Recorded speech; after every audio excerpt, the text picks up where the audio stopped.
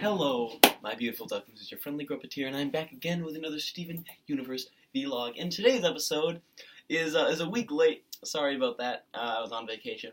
But it is Rocknaldo, and in this episode, it starts with Ronaldo handing out all these little propagandist pamphlets, so to speak, about the crystal gems and these rock people. Excuse my word, I know that's their word, to the citizens of Beach City, and when Steven gets one, he sees that it's full of misinformations, and he tells Ronaldo that that's not the way, crystal gem things are, and Ronaldo goes home and thinks about his life, but it's not for long, because then he shows up at the crystal gem's doorstep, and he himself wants to become a crystal gem.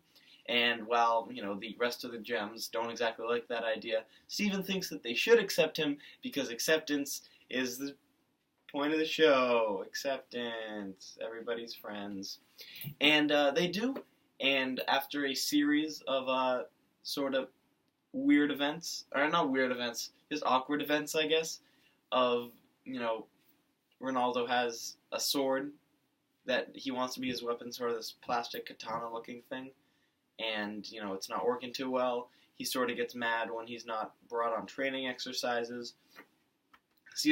He's kind of gone a week without sleeping and stuff like that, and it's the final straw, so to speak, is when he is not taught sword training skills like Connie is, and that is because, Connie is Steven's girlfriend, which, is totally true, but, Rebecca Sugar doesn't want to accept accept your heritage. That's not really your heritage, just do it, just accept it, for me, come on. And I digress. He's unhappy that Connie can use a sword as a crystal gem, even though she's not, she's completely organic too, and he's all mad about that. And that's sort of the final straw at that, which is when you think Steven would snap, but it turns out that Ronaldo kind of snaps and makes Steven rethink what he's doing. But it was just a Jedi mind trick, because then Steven's like, wait a minute, what am I doing? He goes back, he sort of tells Ronaldo off.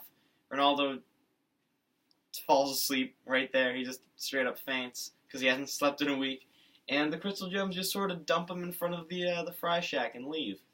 And then he makes a new pamphlet, and it's all cool. Yeah. Again, sorry I missed this episode by like a week. I was on vacation, but you don't care. But this episode was all right. It was an adequate episode. There were definitely some funny parts. This was definitely one of the funniest ones in a while. The picture that I used as the thumbnail of the pearl face that everybody's been using everywhere. I love it. It's it's like a back and forth interaction that lasts like 2 seconds. I'm not gonna explain it because then it won't be funny, but it's very funny. You know what I'm talking about if you've seen it. But really, outside of that, this episode seems, and maybe this is just Gruppeteer's a dumb white kid who has no idea about metaphors and acceptance and stuff like that, but maybe I do read too into it, but it seemed like they were kind of starting to do an acceptance moral, like a moral. Oh jeez. Ladies and gentlemen, this episode called my snot. So anyway. This episode...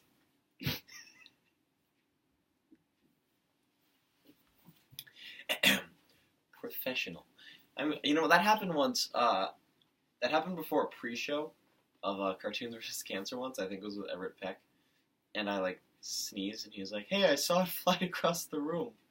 I just felt really, really bad for, the entire interview. Okay, I digress. What was I even talking about? Steven Universe or something like that? Something or other? So it looked like it was supposed to be like a metaphor for acceptance. It was kind of going that route.